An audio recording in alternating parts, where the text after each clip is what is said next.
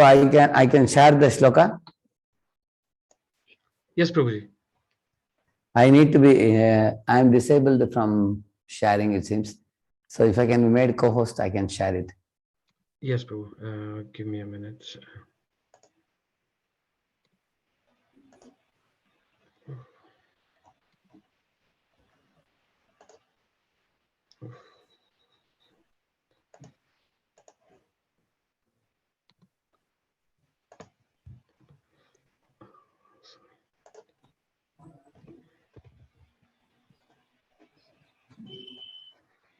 Yes, Prabhu. You're a co-host now.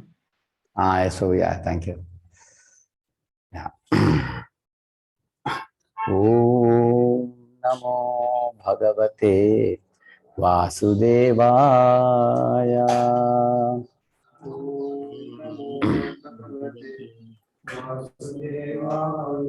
Om Ajnanatimirandasya Jnananjanashalakaya Chakshurvanmelitam Yena Tasmai Shri Gurave Namaha. Nama Om Vishnupadaya Krishna Pristhaya Bhutale Shrimate Bhaktivedanta Swamin Nitinamine Namaste Saraswate Deve Gauravani Pracharine Nirvishesha Shunyavadi Paschatya Deshatarine Vancha Kalpatarubhyascha Kripa Sindhubhya Eva Cha Patitanam Pavanebhyo Vaishnavebhyo Namo Namaha. Jaya Sri Krishna Chaitanya Prabhu Nityananda Shri Advaita Gadadhara Shri Vasadi Gaura Bhakta Vrinda Hare Krishna Krishna Krishna Hare Hare Hare Rama Rama Rama Hare Hare. Welcome all of you for the Srimad Bhagavatam class this morning. I am thankful to Pradyumna Prabhu and Santosh Prabhu and other organizers of this event for giving me an opportunity to share something from Srimad Bhagavatam and get an opportunity to purify my heart. And is my volume good enough? Yes, Prabhuji. Loud and clear. Thank you, Prabhu. Yeah. Here is the verse. Bhaktya veshamano yasmil vachayan nama kirtayan tyajan kalevaram yogi muchyate kama karma vihi. Bhaktya, with devout attention. Aveshya, meditating. Manaha, mind. Yasmin, in whom. Vacha, by words. Yat, whose. Nama, holy name. Kirtayan, by chanting. Tyajan, quitting. Kalevaram, this material body. Yogi, the devotee. Muchyate, gets release. Kama karma vihi, from creative activities. Translation purport by His Divine Grace, A.C. Bhaktivedanta Swami Prabhupada, Srila Prabhupada ki Jai. The personality of Godhead who appears in the mind of the devotee by attentive devotion and meditation and by chanting of the holy name, releases the devotee from the bondage of fruitive activities at the time of his quitting the material body. Purport. Prabhu, one of you can read the purport, please? Sure, Prabhuji. I'll read it. Yeah. Purport by His Grace, A.C. Bhaktivedanta Srila Prabhupada ki Jai. Yoga means concentration of the mind detached from all other subject matter, and actually such concentration is samadhi, or 100% engagement in the service of the Lord. And one who concentrates his attention in that manner is called a yogi. Such a yogi devotee of the Lord engages himself 24 hours daily in the service of the Lord, so that his whole attention is engrossed with the thoughts of the Lord in ninefold devotional service, namely hearing, chanting, remembering, worshipping, praying, becoming a voluntary servant, carrying out orders, establishing a friendly relationship, or offering all that one may possess in the service of the Lord. By such practice of yoga or linking up in the service of the Lord, one is recognized by the Lord Himself, as it is explained in the Bhagavad Gita concerning the highest perfectional stage of samadhi. The Lord calls such a rare devotee as the best amongst all the yogis. Such a perfect yogi is enabled by the divine grace of the Lord to concentrate his mind upon the Lord with a perfect sense of consciousness. And thus by chanting his holy name before quitting the body, the yogi is at once transferred by the internal energy of the Lord to one of the eternal planets where there is no question of material life and is concomitant concomitant factors. In material existence, a living being has to endure the material conditions of threefold miseries, life after life, according to his fruitive work. Such material life is produced by material desires only. Devotional service to the Lord does not kill the natural desires of the living being, but they are applied in the right cause of devotional service. This qualifies the desire to be transferred to the spiritual sky. General Bhishmadev is referring to a particular type of yoga called Bhakti Yoga, and he was fortunate enough to have the Lord directly in his presence before he quit his material body. He therefore desired that the Lord stay before his view in the following verses. Prabhu, am I supposed to take one more verse also? Yes, Prabhuji, 24, the next Yeah, one. Yes. सदेव देवो भगवान् प्रतीक्षताम् कलेवरं यावदिदं हिरण्यहं प्रसन्नः सारुणलोचनोल्लसत् मुखाम्बुजो ध्यानपतश्चतुर्भुजः. Yes, Prabhu, you can read now. Yes, Prabhu. Sure. Bhishmadeva knew May my well. Lord, may my Lord, who is 400 and who is beautifully Oh, decorated lotus face, yeah, with eyes as red as the rising sun, is smiling, kindly awaiting me at that moment when I quit this material body. Yes, purport you can read it, yeah. yes.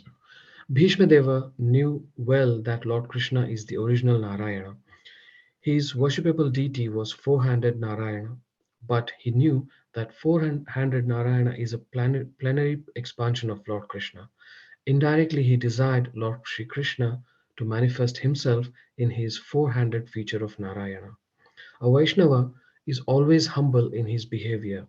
Although it was 100% certain that Bhishmadev was approaching Vaikuntha Dhama just after leaving his material body, still, as a humble Vaishnava, he desired to see the beautiful face of the Lord. For after quitting the present body, he might not be in a position to see the Lord anymore. A Vaishnava is not puffed up, although the Lord guarantees his pure devotee entrance into his abode. Here Bhishmadeva says, as long as I do not quit this body, this means that the general would quit the body by his own will. He was not being forced by the laws of nature. He was so powerful that he could stay in his body as long as he desired. He got this benediction from his father. He desired that the Lord stay before him in his four-handed Narayana feature, so that he might concentrate upon him and thus be in trance in that meditation. Then his mind might be sanctified with thinking of the Lord. Thus he did not mind wherever he might go. A pure devotee is never very anxious to go back to the kingdom of God. He entirely depends on the God, on the goodwill of the Lord. He is equally satisfied even if the Lord desires him to go to hell. The only desire that a pure devotee entertains is that he may always be in rapt attention with thinking of the lotus feet of the Lord. Regardless, Bhishmadeva wanted this much only, that his mind be absorbed in thinking of the Lord and that he pass away thus. That is the highest ambition of a pure devotee. Yeah. So these two verses and purports, they focus on one very important lesson, that one should detach one's mind from matter and one should focus it on the Supreme Lord. And how do we do that? Srila Prabhupada says Navavidha Bhakti, which is Shravanam, Kirtanam, Smaranam, Archanam, Vandanam, Padasevanam, Dasyam, Sakhyam, Atmanivedanam, which Prahlad Maharaj called as the topmost education. These 9 types of devotional service performed towards the deities, towards the Supreme Lord. So Prabhupada talks about that, and when a devotee keeps on serving the Lord by this ninefold devotional service, he develops affection for the Lord. Then he remembers the Lord in the mind, and he remembers the Lord constantly. And over a period of time, he attains a samadhi in the Lord's form. And the result of that is he completely is able to remain aloof from any type of material sense gratification, which may distract him from his ultimate goal.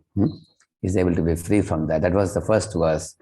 And the second verse, which we read, Prabhupada says that how Bhishma was eager to see the form of the Lord at the time of leaving the body. He had a Ichamrityu, we call it. Ichamrityu means he could die at will. When he wanted to leave the body, he could decide. Bhishma, that power was there. He was blessed for that. Nevertheless, he wanted to keep Krishna's form in front of him because after this, he will not see the 200 form of the Lord. He will see 400 form of Lord in Vaikuntha, which is what was his desire. But before reaching Vaikuntha, he wanted to behold the beautiful form of Partha Sarathi, Lord Sri Krishna, who is the driver of the chariot of Arjuna. So he wanted to see that beautiful form. So in this way, seeing that form and constantly remembering the Lord in his heart, Bhishma Dev wanted to leave his body. So this is Bhishma's quitting the body, the last part of Bhishma's pastime here in this chapter. So, although the Shastras are very vast, oceanic, they are voluminous and they are very grave in their meaning, very deep, still, the Shastras are very clear-cut in telling us ultimately what is the ultimate goal of all the study of that. Vedescha sarvai ame vedyo. Krishna says, in all the Vedas, am I to be known? He says. Similarly, it says, na utpadiye yadiratim shramayevahi kevalam. If somebody is performing his material duties very well, but he has forgotten the spiritual goal, then all his responsible performance of material duties is all a colossal waste of time because he has forgotten the ultimate goal of life. So, on the other hand, in this world, sometimes somebody may not be good in academics, somebody may not be earning quite well in his job, somebody may be struggling to make 2 ends meet, or somebody may have a diseased body, somebody may be low-born or whatever. But if one has, very clearly focused on the ultimate goal of pleasing Hari, Guru and Vaishnavas, pleasing Guru, pleasing devotees and pleasing Krishna, and he has already won the heart of the Lord, then he has perfected his life. So therefore, it is like acid test for the person who is practicing Krishna consciousness. One ultimately has to remember the Lord at the time of death. Or we can also say, in the Varaha Purana, there is a verse which says that while a person is young, hale and healthy, if one has engaged in my devotion service, if a man or a woman, they fully, wholeheartedly engaged in devotional service when they were young, hale and hearty at that time. Lord says that if they worked hard in worshipping my deity or bringing flowers for me or preaching about me, distributing my books and doing all such services, when they get old, say they become 70 or 80 years old, their body is lying on the cot like a wooden plank. They are not even able to get up. They are passing stool and urine in the bed itself. At that time, suddenly they quit the body without remembering the Lord. The Lord says, I will personally come to bring them back to my abode. Like that the Lord says, even though they are not remembering me at the time of death. So this makes it very clear that Lord is not a stereotyped person. It is not that only at the time of death you remember the Lord, then he will take you. Otherwise not. It's not like that. If lifelong one has rendered service to the Lord keeps track of our services and is very pleased with our services, and then he will bring us back to his abode. And that assurance is given in the Varaha Purana verse. It's called third Charma Shloka. First Charma Shloka is Sarvadharman Parityajya Mamekam Sharanam Vraja in the Bhagavad Gita. Second Charma Shloka is the one spoken in Ramayana, which is Sakratapi Prapannoyam Tavasmi iti yachate Abhayam Sarvada Tasmai Dadami Etat Pratamama. Lord gave Abhaya Pradhan, shelter to Vibhishana. So giving shelter to Vibhishan, that is the second verse, Charama Shloka. Third Charama Shloka is this one which I told you from Varaha Puran, which gives assurance to a sincere devotee who has practiced bhakti all his life, even if he is dying in a comatose state or a unconscious state, there is no problem. He or she has done the homework, and they will attain the Lord's lotus feet. So now here, one important point. Prabhupada says a yogi means who? He says the yogi means he is able to withdraw his consciousness from the clutter of material world with its material pleasures, material enjoyments. One is able to withdraw the mind and utilize the mind in focusing on the Supreme Lord. That's the meaning of a real yogi, Prabhupada says. So in the modern context, a yogi is thought of to be somebody who goes to a yoga class, does pranayam, does some yogasanas, and keeps the body fit, hale and healthy, eats only vegetarian food, is very friendly and cheerful. So people think such a person is a yogi actually. Yes, he may be a yogi, but he's an incomplete yogi. A yogi is considered complete only when he completes all the 8 steps. Yama, Niyama, Pranayama, Asana, Pratyahara, Dharana, Dhyana, Samadhi. There are 8 stages in Ashtanga Yoga. The first 4 are called Hatha Yoga. And the next 4, the first 4 are for bringing the gross body under control. And the next 4 are for bringing the subtle body, under control and focusing it on the Supreme. So you will see as we go to higher and higher stages of Ashtanga Yoga, it becomes subtler and subtler. So the whole idea, the whole purpose of yoga is to bring, like for example, by doing pranayam, we calm the mind. By doing yogasanas, we control the senses. When the senses and mind are controlled, they become aligned with the intelligence. Then one should use the intelligence in focusing on the Supreme in the heart. So therefore, recently, some years ago, I had an opportunity to meet Iyengar, the famous Iyengar who has started yoga organizations all over the world, the internationally popular Iyengar. So some years ago, before he left the body, when he was 90 years old, I met him. Then he left the body when he was 95. So at that time, Iyengarji told, he was telling my spiritual master that although people consider me very popular, I have started yoga institutions all over the world. Still, I am not fully satisfied, he said. And the reason he said was, many people are learning yoga, they're keeping their body healthy, they feel more cheerful now. But this is very superficial, he said. I want to write a book called Core Yoga. In that book, I will clearly mention that the goal of yoga is not only a healthy body. The goal of yoga is to withdraw the senses and mind, combine them with intelligence, and focus on the super soul in our heart, who is the master of the soul. And by focusing on the super soul, you attain liberation from this material body once and for all. Then you go back to Vaikuntha, the spiritual world. He said that is actually the goal. And it's all mentioned in Patanjali's Yoga Sutra.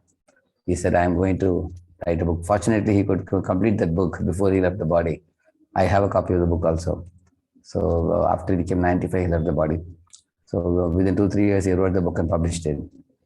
So he has mentioned in that book. I hope that many of the yoga students will get to see that, and they will get a chance to access the ultimate goal of yoga. So dhyana avasthita tadgatena manasa pashyanti yam yogino. It is said, the yogis in the forest, they meditate on the super soul in their hearts. So the absolute truth is perceived by 3 different people in 3 different ways. There is a impersonal future, then there's a personal future, then there is a another supreme personal feature with all the six opulences. So it's called as Param Jyoti, means a big bright light. And then a higher perception is of the absolute truth is Sarva Bhuta Guha Vasam, the Lord who resides in the heart of all living beings. And beyond that understanding is Bhagavantam Adokshajam, the Lord with six opulences, one who is beyond the range of mundane senses, one who is called Rishikesh or Krishna, the Supreme Lord, Bhagavantam Adokshajam.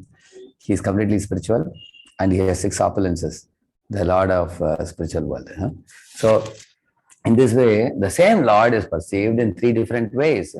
That's like when you are going in a train or something, you see a mountain from a distance, it looks very hazy. When the train comes closer to the mountain, you see the greenery.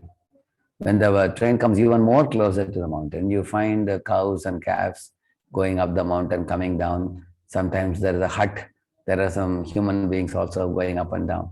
So the mountain is same, details are same, but we perceive the details to different degrees. From a farther distance, we perceive very little details. When we come closer, we perceive more details. Similarly, the absolute truth is also perceived better and better as we go from impersonal to personal to the most intimate understanding of Bhagavan. So, therefore, although God is one, he is perceived by different people across the globe differently. Some people see God as, you know, somebody beyond the clouds hurling down thunderbolts, and he will punish the evil, repent or burn, and things like that. The idea they have, some people. Then there are other people who think, oh, God is a very loving Father. Look at the world He has created for us. This world is all made only for us to live happily. You can just go to temple and ask God what you want, and you show the list of items you need, and He will provide you and accept it and say thanks to God, thank you God, and lead a happy life. That's what some people are thinking life is all about. So, and there are others who think that God is already very kind to me. He has provided such amazing facilities. Given the sun shines, the clouds shower, the flowers bloom, the fruits ripen, and the seasons change, and the rivers are full of water, and God is providing all these nice things. It's my duty to thank the all-loving Father. So let us go to the temple, church, synagogue, mosque, anywhere, and let's go and thank Him out of a sense of duty. They think like that. That is one category of people. But beyond all these categories of worshippers, our scriptures say that the highest form of worship is when one treats God as a very intimate relative, a very intimate friend, when one treats God as a very all-loving person, and one worships Him out of love without any expectation in return. And such a worship should be uninterrupted. Such kind of worship is considered the highest. There is nothing, love is the last word in transcendence, Prabhupada says, one of his purports. Such a kind of love is the ultimate love. And this love is reciprocal. The devotee loves God very fondly, and the Lord loves the devotees very fondly. There is a mutual affection. So you will see that I will just share a small 1 minute clip with you, just 1 minute.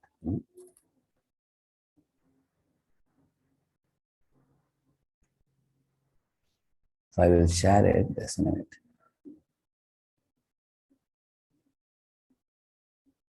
So you will see in this. You can see now, I'm sharing it. Yes, Prabhu. Hey, what do you want, my fine feathered friends? Ah, I see. What shall I play then? An excellent choice.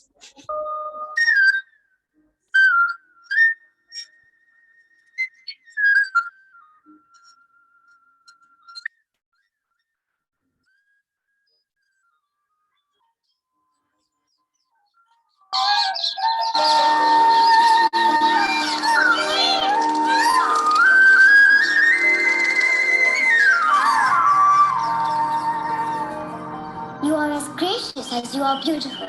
I will wear it with honor. So you can see in this short pastime which we saw now, how although Krishna is the Supreme Lord, he is eager to oblige to the request of even insignificant living entities like a peacock. He's asking the peacock, what tune would you like me to play in my flute? So you choose and I will oblige. That is his mode. And the peacock is suggesting him a tune. And then Krishna is obliging and he is playing.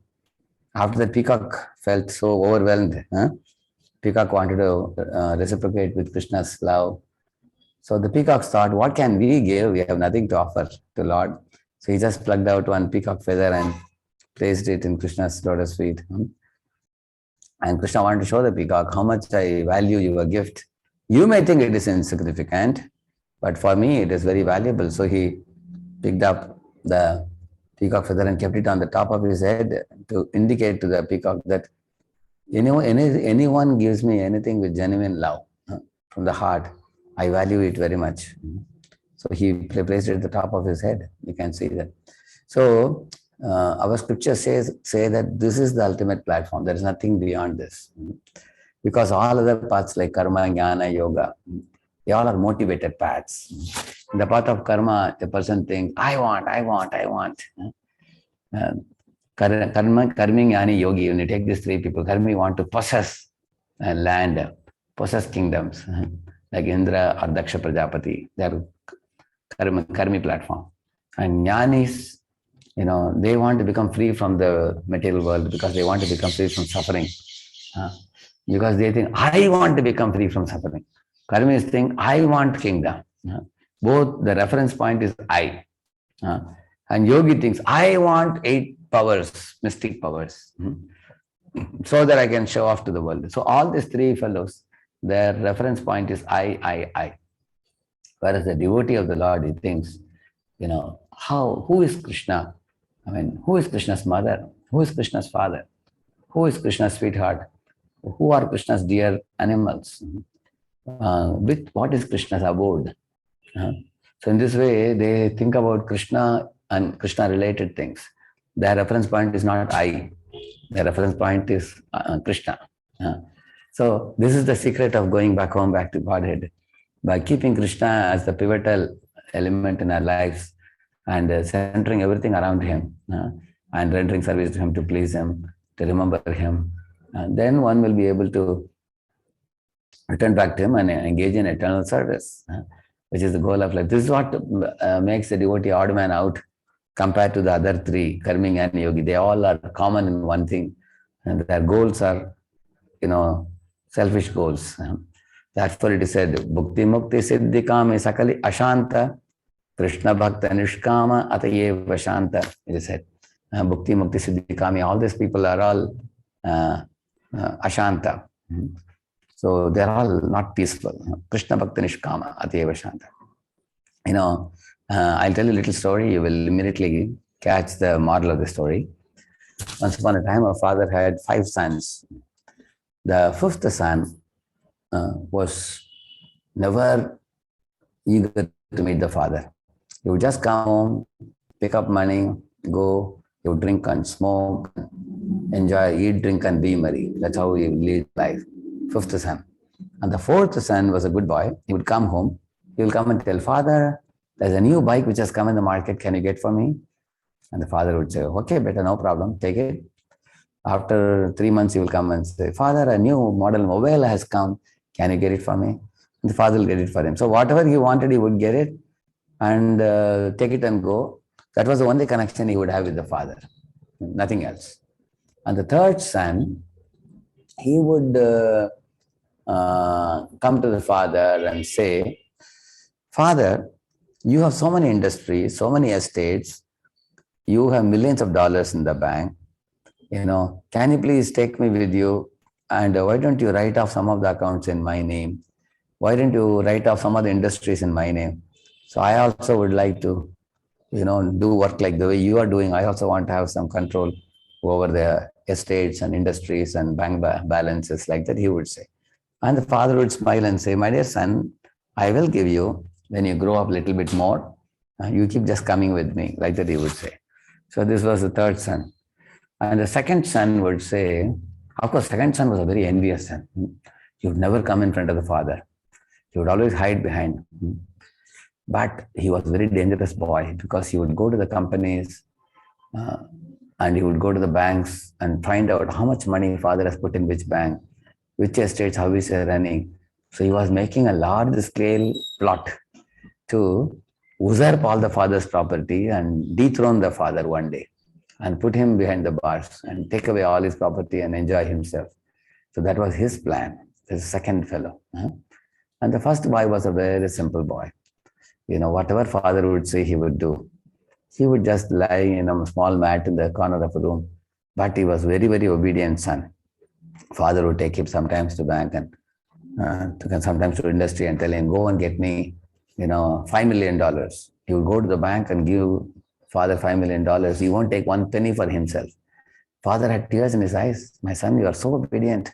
You don't touch a single penny money. You don't demand anything from me. You are always cheerful, always obedient to me. I've never seen a son like you. Amongst all the 5 sons, I consider you the foremost. Yeah.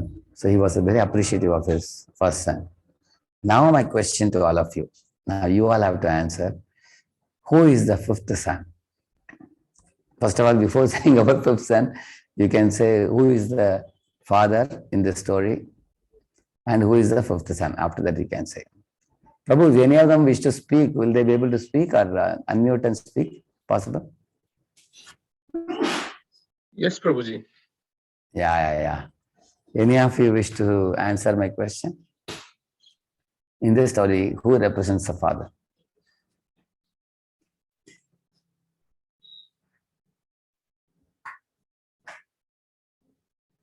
It's not very difficult.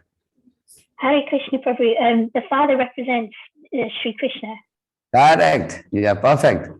So Shanti Jyoti Mataji gets first rank with the one question she has answered very well. Okay, thank you. Let us hear from others now.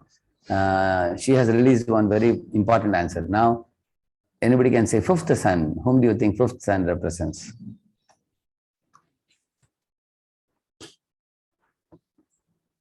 Fifth son, what he was doing? Eat, drink and be merry. Just take the money of the father, go out and just enjoy life. That's all. Who is that? Hare Krishna Prabhu. Sanvat Pranam. Is the sixth son the karmi, someone who just wants to... You're right. These are materialists, hardcore materialists. All they know is eat, drink and be merry. You're perfect. Yeah, right, Machi. You're right. Thank you. Now, who can say about the fourth son? Fourth son, I told you, he would come to father only when there is a new model mobile or new bike has come, he want to purchase something. Very politely, respectfully, he will salute the father and ask him, and father would provide him. And he would go away. Otherwise, he had no other connection with the father. So who is that fellow? Anybody else? I wanted to give only one chance to each candidate because sometimes same devotee knows many answers. So I want to give opportunity to others also. Anyone else would like to answer? The fourth son? Hare Krishna Prabhuji, is it the demigod worshippers? Oh, you are right. Yeah, they are demigod worshippers. Or even if you worship the Supreme Lord, the fourth category of people are actually called pious materialists. Pious materialists. Actually, the fifth class is also materialist. Fifth is called atheistic materialist. And fourth is called pious materialist. The difference between the fifth boy and fourth boy is the fifth category of people, they take all God's property and enjoy without asking permission from God. And the fourth category of people take the materials from God and enjoy with his permission. Like karma kandis type of people. Yeah, you are right. Thank you. And then the third boy who can say, who wanted the father to give him some control of bank balance and having some of the factories in his name. Anybody can guess who is that fellow? Would that be the Gyanis, Prabhuji? Is it really Gyanis? Think about it. Mystic yogis. Mystic yogis, you are right. Mystic yogis, you are perfectly right. Well, yogis like control. Huh? Like Vishwamitra wanted to create one planet at his own will, and he hurled it, and then the planet was going round and round. He could not control it. He could create it but couldn't control it. Huh? For Trishanku Swarga. Then he had to beg Lord Hari, Lord Krishna, to help him. So mystic yogis want control. You are right. So they also think, God has done so many things, I also want to do something. So Prabhupada says, scientists are also like mystic yogis. Prabhupada says, they want to imitate God and do some great things and control the material energy and say, we are also controlling. You know, you are right. Yeah, thank you. And the second one, the dangerous fellow I told you, who want to usurp all God's property and then dethrone Father and take away his position. Anybody can guess who is that? Prabhu, is that the impersonalist? You are right. Sajidana Prabhu, perfect. Impersonalist, Mayavadis. Because Mayavadis want to become God. You are right. And first son is very obvious. Everybody will know. Anybody want to try? First one?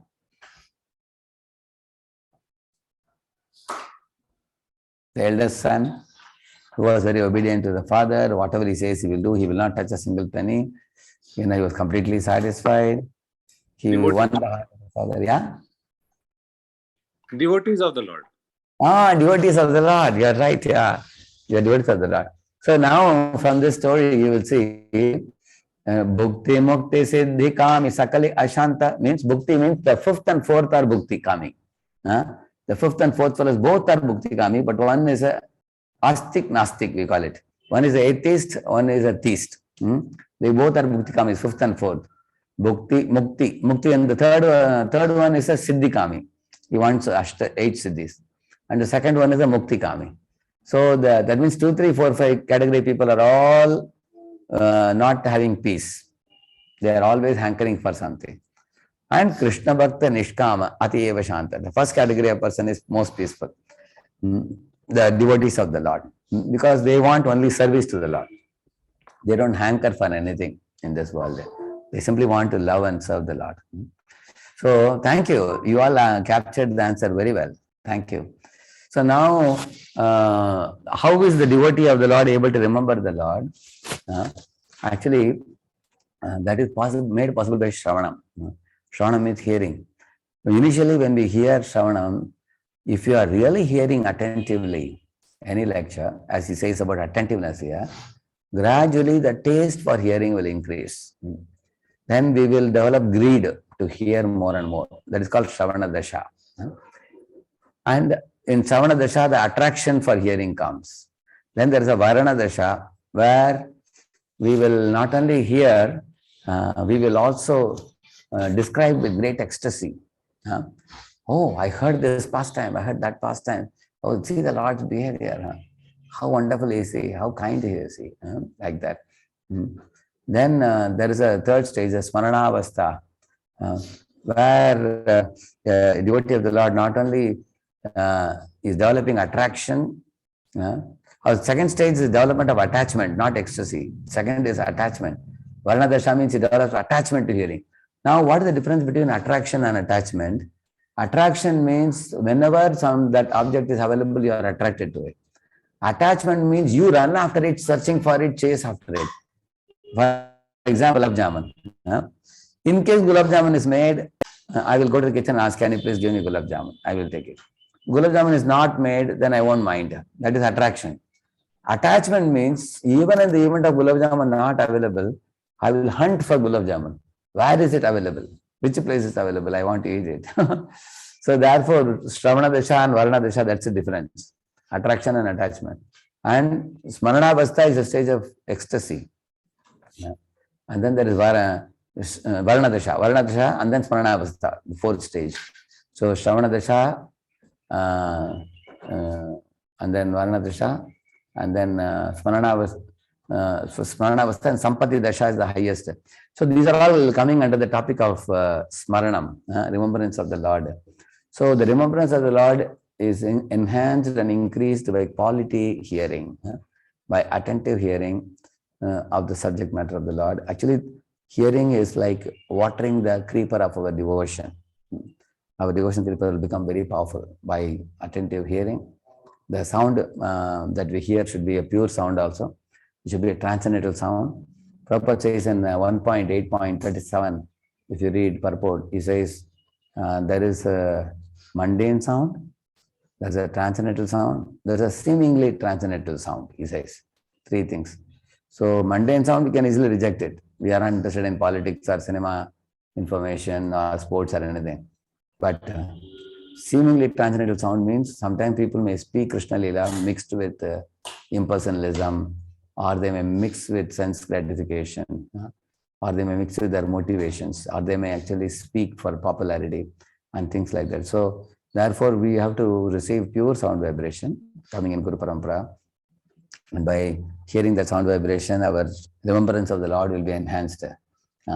And also another thing that enhances remembrance is service to the deity form of the Lord. Just like you all have experience when you have a child, you bathe the child, you dress the child, you decorate the child, and take the child to the school. And the mother, even after the after the child is sent to school, the mother is able to remember the face cut of the child because she loves the child. Same way, the child is able to remember the mother, the face cut of the mother, because the child loves the mother.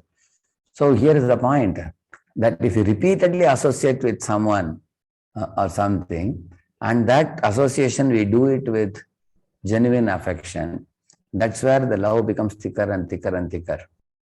And even when they are absent from them, absence makes the heart grow fonder. It is said, the fondness increases. When will I see the person whom I love very much? So therefore, with respect to Krishna, for us to enhance our genuine affection for Krishna, we have to hear the Shastra from Guru Parampara, from Acharyas. As we keep hearing, you will understand Krishna's energies, Krishna's greatness, Krishna's sweetness, Krishna's qualities, Krishna's pastimes, how Krishna behaved in different situations. So after seeing all these things, our understanding of Krishna will be like Krishna is the cause of everything, essence of everything, the very best of everything, as explained in Bhagavad Gita. And then with that understanding, we should serve the deity form of Krishna with Navavidha Bhakti, as explained in the purport. Prabhupada says, Shravanam, Kirtanam, Swaranam, and all that. When we do, then our remembrance of the Lord is very strongly enhanced. Prabhupada says the Pujari dreams the form of the deities which he is serving. At the time of death, remembering the form of the Lord, he leaves the body and he goes back to Godhead, he says. So, in this way, Bhishma Pitama, although he was in the middle of a Asat Sabha, we can say. Asat Sabha means a vicious environment in the palace. He was surrounded by people like Shakuni, Duryodhana, Dushasana, Karna. They're called the four Dushtas, four sinful fellows, very dangerous personalities. And they would always be hatching political plots. The Kaurava court was filled with, polluting politics. But even in the midst of the politics, you will see Bhishma his consciousness remained pristine and pure, unadulterated. Such was the thick faith and affection he had for Krishna.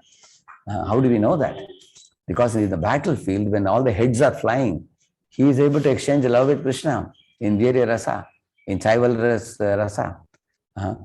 That means in the battlefield, if we can exchange love, we can imagine how much love he must be feeling in the court.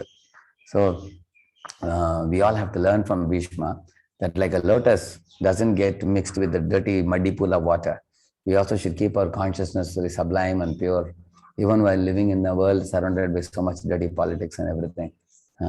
So like one boy in Pune was asking His Holiness Bhakti Bhagavat Maharaj, if we go to ISKCON temple and if there is politics in the temple, what do we do?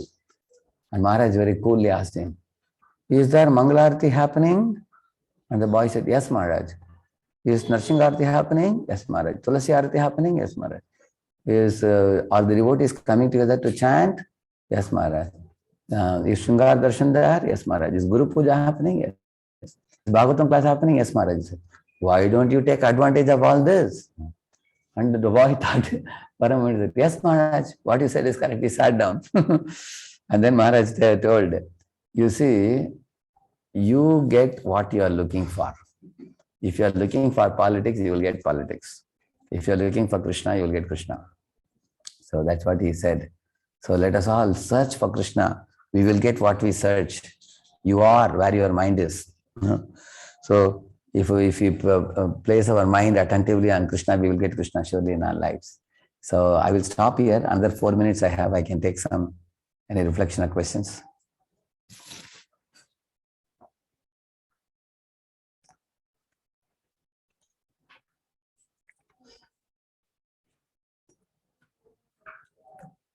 Yes, Kishori Janimati, yeah, please go ahead. Yeah. Hare Krishna Prabhu, thank you so much for such a wonderful class. If we could just help me understand, how is it possible that Bhishma Dev could be so attached to a four-hand form of Lord Vishnu, even after spending so much time with Krishna, personal time with Krishna, seeing his leelas, seeing his form, having so much personal interaction with him? It's hard for me to understand how anybody could still desire a four-armed form after that. Yeah, actually, because we all belong to ISKCON society, and we are guided by Srila Prabhupada's books, and we know that Krishna's form is the highest.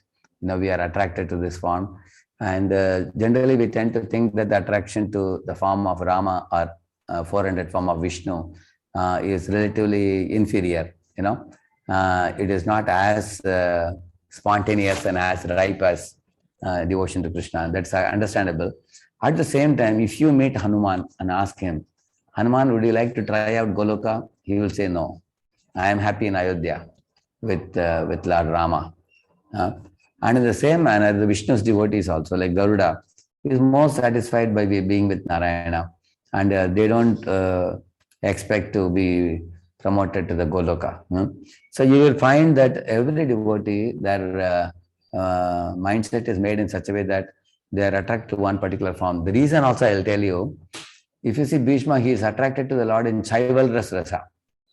Chaival Rasa means the Virya Rasa.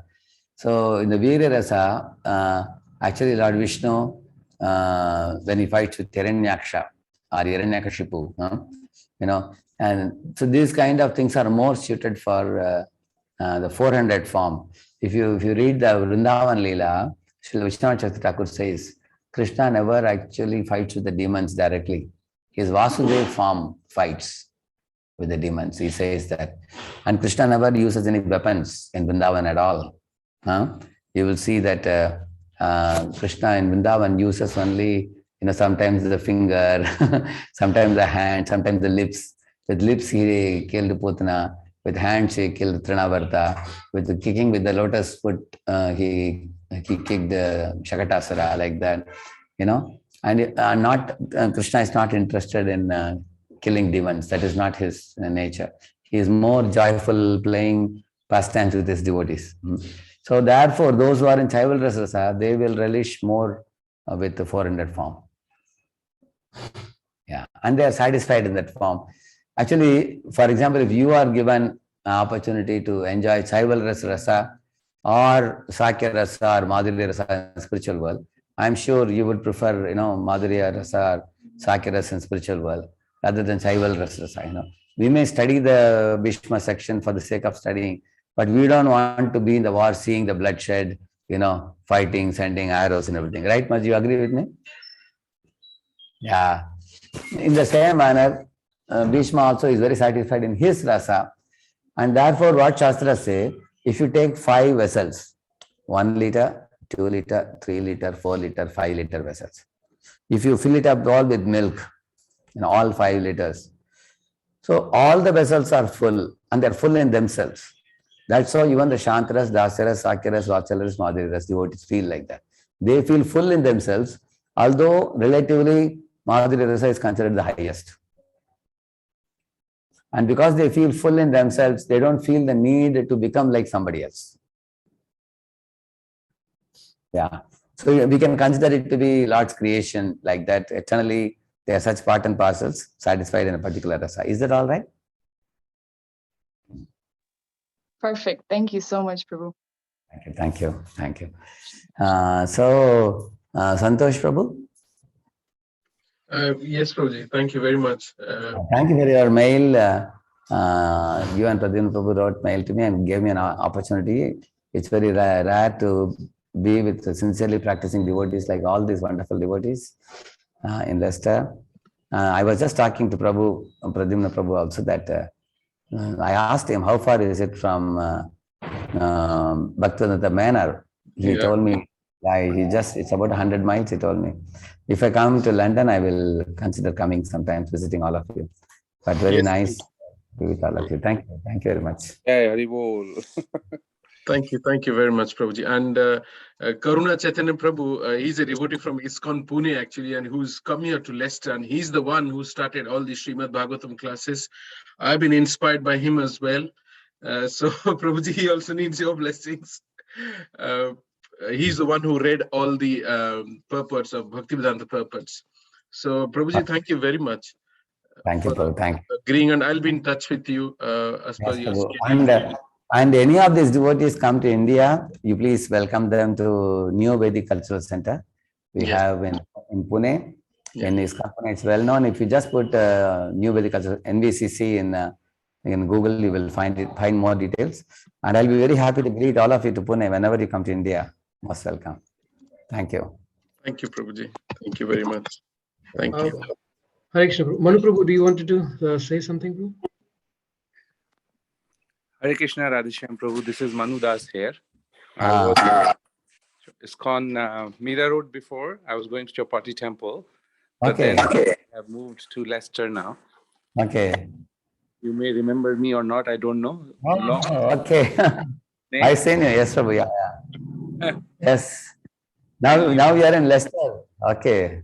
So we'll be very eager to have you in Leicester, Prabhu. And it's not the question of if you come to London, it's the question of we want you to be in Leicester, and whatever it requires and whatever we can do, we'll be very happy to assist in that manner to have you in Leicester.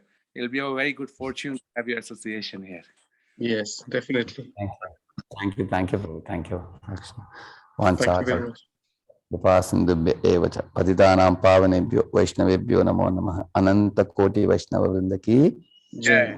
Srila Prabhu. Yeah, Hare Krishna. His Grace Radhe Shyam Prabhu ji ki jai.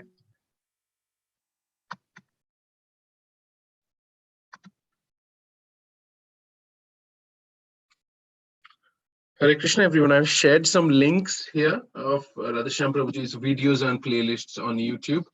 I will also share a PDF file soon where he's his devotees have created those PDF files, which is very much beneficial. Everything is by category.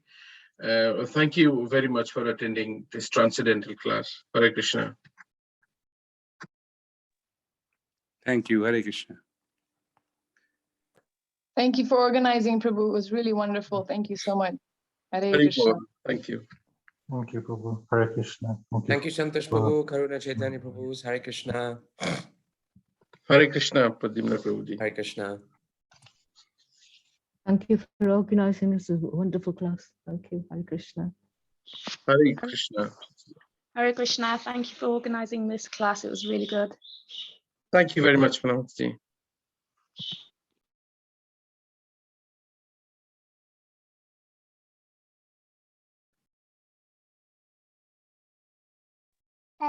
Thank you, Prabhuji. Hare Krishna. I